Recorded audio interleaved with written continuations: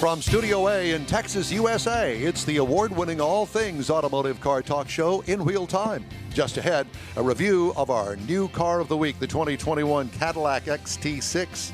This week in auto history and the stories making auto news headlines. That and more just ahead on today's In Wheel Time car show for Saturday, January 2nd, 2021. Howdy, along with Mike Out of This World Mars, King Conrad DeLong, Jeff Zekin just off camera over there. I'm Don Armstrong. Glad that you could join us this morning.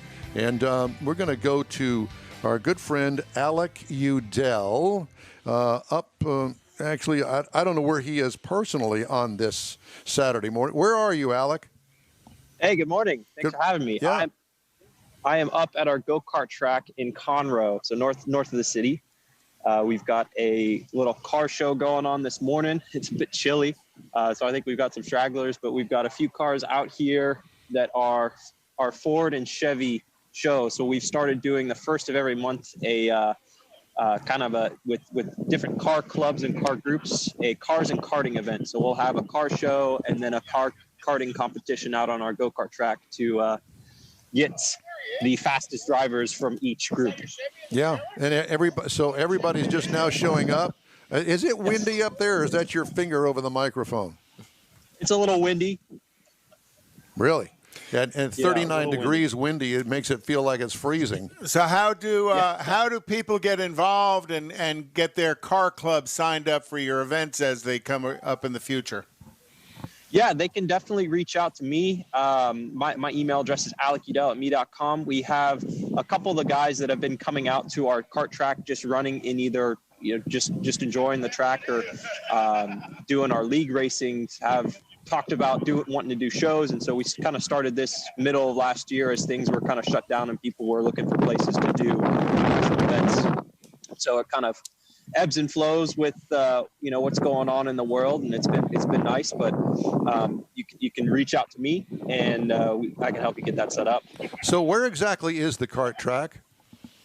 Yeah, we are on South Loop 336, just about 2 miles off of I-45 in Conroe. So it's 3528 South Loop 336. So is that when you get to 336 South, is that east or west? It is on the east side. So if you're going north, take a right, and we're about 2 miles off the freeway. Okay. I-45. So you're out there by the Budweiser distributorship. I guess so. I'm not familiar Sorry, with it. But the things in my head that I know. I know there's a Budweiser distributorship out there. Well, I'll have to go find it sometime. They've got some good beer. So we generally don't mix those in karting, though. No, I would not think so. So who are these guys that are showing up for the Ford versus Chevy car show? Is it strictly limited to Fords and Chevys? This morning we have. It's not strictly limited to Fords and Chevys, but one of the gentlemen actually standing back here, and I can flip the car around. One of the gentlemen standing in the group back here is our contact with the Ford group, and he knows a bunch of people that have some Chevys as well, and so they've got in with their car group. I'm not sure which ones, to be honest. I am just out here kind of participating. I'm a Ford guy myself, so I've got the Raptor and the Focus there. Nice. Yeah. So what year Raptor is yours? Mine's a 13. So it's a V8, not the twin turbo EcoBoost? Yes. Yeah, that's correct. So mine's a 13 with the Roush supercharger package on it. Of course. Yeah. You just can't have a regular one. You got to put a blower on it. Yeah, exactly. So, I like fast cars and trucks. I'm a Texan at heart. Have you put that thing on a dyno to find out kind of what a horsepower it's turning out? Yeah, I actually did had a tune done on it over the summer and got some stuff done on it. It's at about 95,000 miles now, but it does 600 to the wheels. To the wheels. Yeah, he's done some stuff to it. Yes. Yeah, that's a technical term. I think Alec may be a little connected to get the right stuff done. Right. Yeah, exactly. So when the clubs come up for these types of events, as you do them in the future as well, today being Chevy versus Ford, they sit and kind of chat about cars early, and then you go ahead and everybody goes. Do they nominate a group of them to go on track, or pretty much all of them that want to can go on track? Yeah, pretty much anyone that wants to can go on track. We'll generally run a little special depending on the group, either $15 races or three for the price of two. Just depends on what we're doing that month. And kind of at the end of it, our manager at the track here will get all the times together, figure out who is the quickest out of the group, and then coordinate with the different car clubs to let them know and get their prizes sent to them or their gift certificates, whatever it may be. So to a large degree, morning, maybe a late morning event. The whole event's probably done by noon-ish. Yeah. For today, we've got it scheduled as from 9 to 11. So just about a 2 to 3 hour event usually. Kind of depends. I mean, sometimes we'll have the whole parking lot out here filled. We had one in the evening, actually, a couple months ago, and there were cars lined up down the road. So it's been an interesting and an enjoyable events for us to have up here. You know, it's always nice to get with car people and just kind of share the same. And they're always looking for a reason to race each other, especially the Ford and Chevy guys. And this is a way for them to do it safely in a controlled environment on the go-kart track. Yes, exactly, and that's kind of what we're all about here at Houston Karting Complex, is just making sure that we can bring motorsports close to home and have a nice place where people can enjoy, the grassroots level of racing. Alec, how long is that track? The track is 0.7 of a mile, so it's not too long. It's just perfect size for our Honda rental go-karts out here. I was going to say, that's a pretty good-sized track on a go-kart, 0.7 of a mile. That's what. So how long are lap? Not your lap times, because we know your lap times are faster than everybody else's. But what's kind of a typical non-experienced person's lap time going to be out there? Sure. What I like to say is, if you can get under a 70-second lap time the first time you're out here, you're doing pretty good. No, that's a lot of time.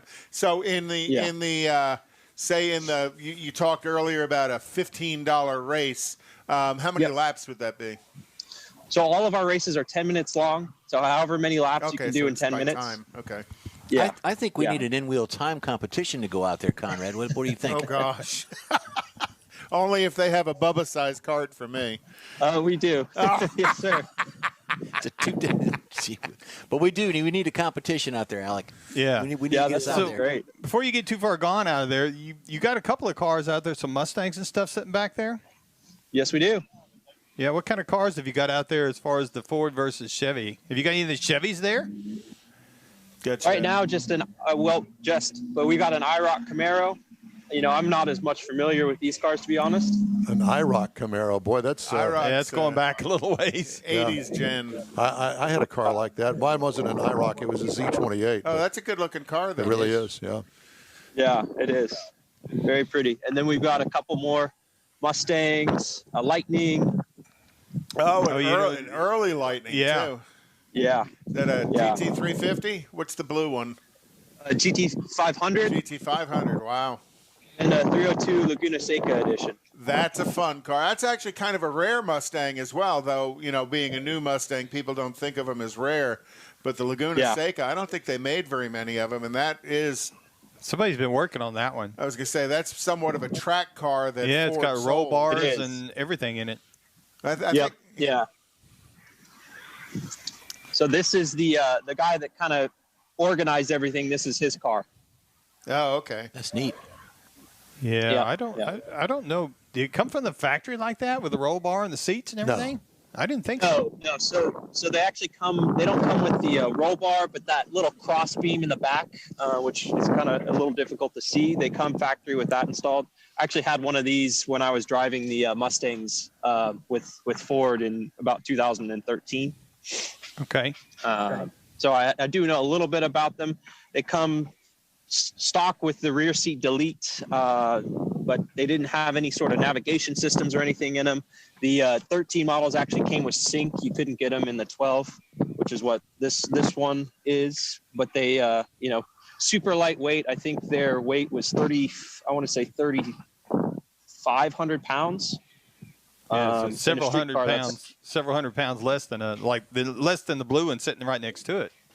Yeah, for sure. This one, we were just looking at it. It's about 3,800 pounds, I believe. But it's also got a little more horsepower because of the supercharger. And you talked about you guys are also running leagues up there at the track. Yeah, for sure. We're Yeah, tell us about the leagues. I'm sure the leagues are like different categories of driver skill and age brackets that you run as well. Yeah, so basically what we usually do is if you can run about a 67 to a 65 second lap time, you qualify for the leagues. That's about where we see the back of the pack running, and then the quickest guys will be running about 61 to 60 second lap times. So that's kind of the range of times that will run out in the leagues, and then we split them up by weight class. And so we have a heavyweight class and a lightweight class. And the last year, what we've done is we split 190 pounds and below and 191 and up for the two different weight classes, and then those run separate run groups, and we'll get about 10 to 15 in each run group, depending on the league and the time of year. You know, it's summer tends to be a little more popular than winter, and we'll start our first one up in January here. And the league is like a series of races over a Yes. few weeks period of time. Kind of Yes. like a bowling league. Yeah. But bowling Billiards. leagues usually there's a lot of alcohol involved. Same thing with billiards. So do folks bring their own carts out there? Do they rent them for the league? How does that work? No, so we run our just the rental go-karts for our league racing, and we are working on starting up another 4-cycle engine that goes alongside the leagues, and so we're working on launching this second, probably at the second race of the leagues. And so for this year, we're doing 5 race leagues with tents. So every other week we'll have a league race, and there'll be 5 races long, and so we'll do 4 across the year. So how fast do these actually go on the track? Yeah, our carts will do about 55 to 60 mile an hour. You know, it kind of depends on how good of a driver and how well you come out of the corners.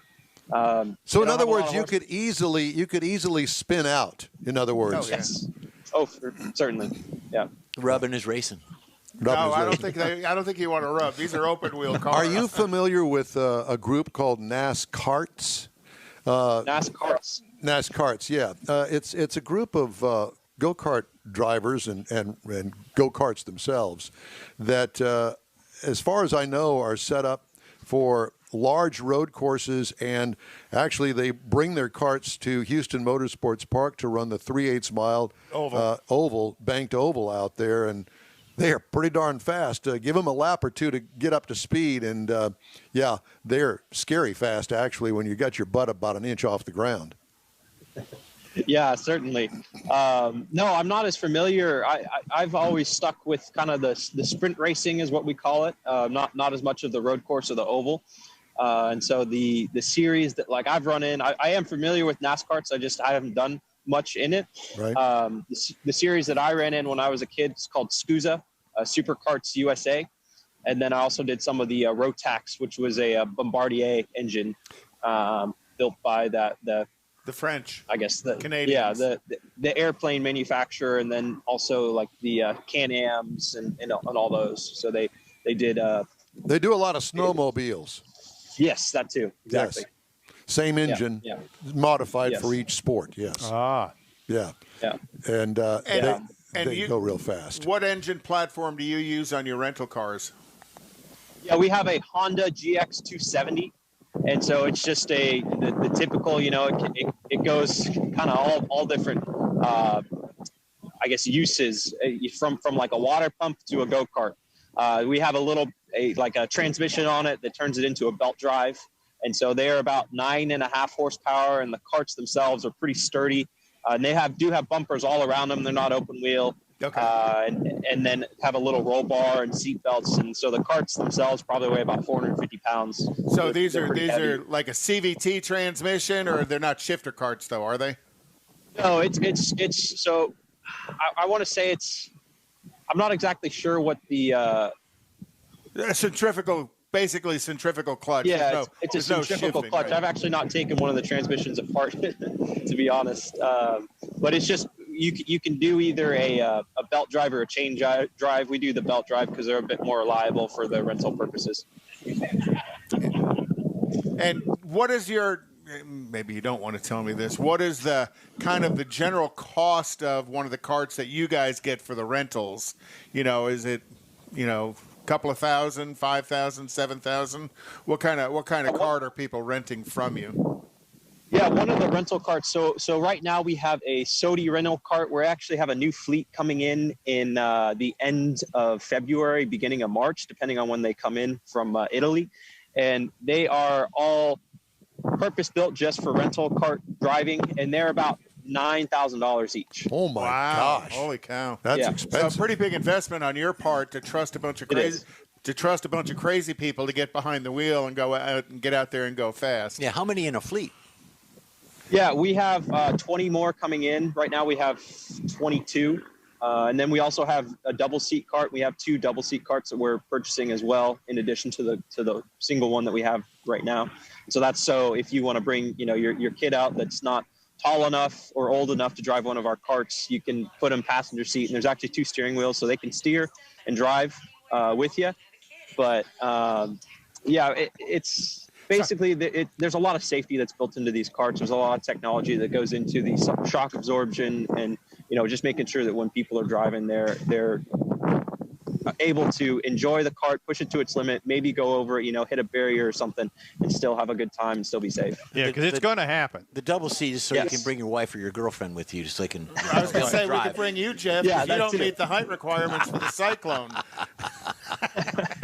Yeah, that too. But we also understand, maybe we'll talk about this in another segment, that you have a couple of your own personal toy carts out there that are I do. That are over and above what your rental cart fleet is. And I think we're going to save that for another segment. Yeah, that's another. That's the tease for the next segment. Yeah, certainly.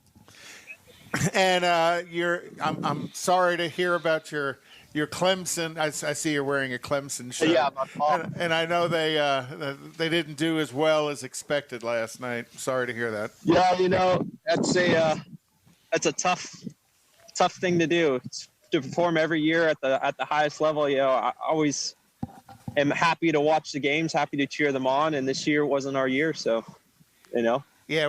There's always next year. Yeah, there's always next Exactly. year. And with Clemson, there probably will be a next year as well. We have an Ohio State fan that pops on our Facebook page, and we also have a Bell fan here. He was bragging this morning. Congratulations to both of them. It's going to be an exciting national championship game. I'm a huge college football fan, so I'm looking forward to that. Roll Tide.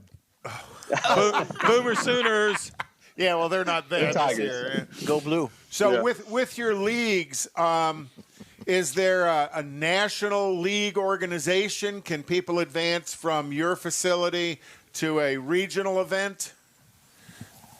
Yeah, so basically that's why we're starting to work on the Bring Your Own Cart League that in accordance with our current one, and so we're moving people into like if you want to go competition racing, then that's what the 4-cycle carts are for. So they run a Briggs LO206, so it's a local option 206 engine, and that will be something that you can pick up and take around to different racetracks. There are other tracks. Our sister track up in Dallas called Dallas Karting Complex run leagues as well. And so there are other places that do the leagues, but there's no rental cart national league, so to speak. If you want to pursue a further, you know, go at a higher level, basically, then you would go to where you buy your own cart and run it, and you kind of can travel around a bunch of different tracks. There's some local regional stuff in Texas, and then you can go. SCUSA is still a very large around the country, and then there's some other stuff, and so there's plenty of options where you can go race carts, just not the rental carts as much. Will they come and run at your facility? Or do they need a larger, different setup for the facility? Yeah, we typically, we're not necessarily after running big races at our facility, just because we're really focused on the grassroots level and kind of getting people into the sport. There's a track just around the corner over kind of towards Kingwood, and they do some larger events, and there's some The regional series is called Texas Pro Kart Challenge. And so you can run that goes between Dallas, even sometimes up to Oklahoma. There's another track out in Katy that's just a club track. And so those series will kind of run in those different places, but we focus mainly on like the rental karts and then the 4-cycle karts, because our track's just a little too tight. It's meant to be really exciting for the rental go-karts and not as much open space for some of the faster karts. The SCUSA has actually been on television. Where I've seen it. What is the average age of folks coming out there, Alec? I would say we have a couple different groups of it depends on the time of the week. So if you like, our Thursdays are our $15 race days. So $15 races all days. You'll see kind of the age group of 18 to about 25, 26 that are coming out on those days. And then on the weekends, we get a lot of families that are coming out here just to have some fun. So you've got, the parents that are anywhere from like mid 30s to late 40s with their kids that are, 12 and up. And then of course sorry, go for it. Alex, thank you very much. And I know that we're going to be back with you later on in the program, so we'll talk more about all the karting and all the stuff that's going on up there at your facility. So thanks so much. All right, time now for this hour's car review. It's the 2021 Cadillac XT6. Available trim levels are the luxury, the premium luxury, and the sport. And I had a chance to drive the premium luxury all-wheel drive. What size is it? The government calls this a small SUV. It is. Really? It's really? Can I get a little mic here? No, there's no microphone. You've been cut off. Can I get a little mic here? I would not call that a small SUV. Nor would I, but that's what the government puts it as. Wow. Small SUV. Of course, they look at the interior space. Okay. That's how they come up with these classes, which is ridiculous because this looks like something that the XT6, grade schooler would come up with. Yeah, the XT6 is basically on the same chassis as the GMC Acadia. All new for 2020, so it's a 7-passenger crossover. Exterior features, sharp, edgy, Cadillac front fascia, as you can see there. Distinctive rear lighting with a sunshade over the back glass. Just the right amount of chrome trim, as far as I can tell. Built-in dual exhaust tips, nice wheels. This is a really good-looking car. What I liked about it, the overall appearance gets 2 thumbs up from yours truly. What could use improvement? Nothing. I think it's distinctive. It's got the Cadillac look. And even though that it does share the same platform as the Pontiac, the Oldsmobile, and the Chevrolet. Well, I think Pontiac and Oldsmobile don't exist anymore. Exactly. Oh. So I think it is the Chevrolet. What is the Chevy? Traverse. And the GMC Acadia. Mm-hmm. Yeah, and the Buick. I was pulling your leg. Okay. And the Buick Enclave. Interior highlights: attractive, well laid out dash. Well-vetted infotainment system, easy to use. Handy passive phone charger under the center console. You like that? I love that. Right under the center console, it's got this thing that you slide your phone in, kind of at a 45-degree angle so it doesn't take up all that space. And it's kind of out of the way except for the very top, quarter of an inch or so. And what difference does it make? Because you're going to Bluetooth it into the vehicle anyhow, exactly. So you don't have to touch your phone. Quality materials throughout the cabin.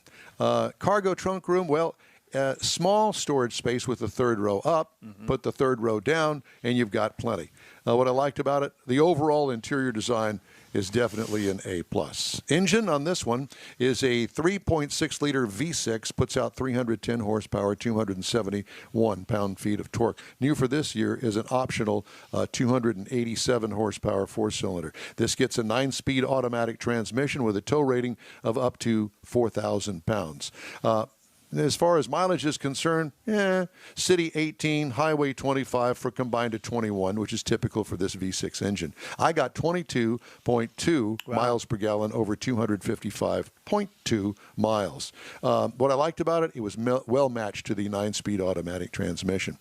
What I liked about the ride and handling, smooth, Cadillac style, baby. You say you were riding in luxury. I was. Yeah, I really did like it. Base trim price, $54,795. Prices tested was $70,465.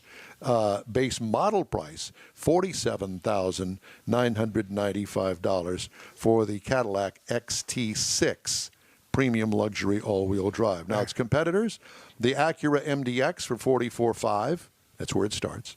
Audi Q7 starts at $59,770, and the Lincoln Aviator.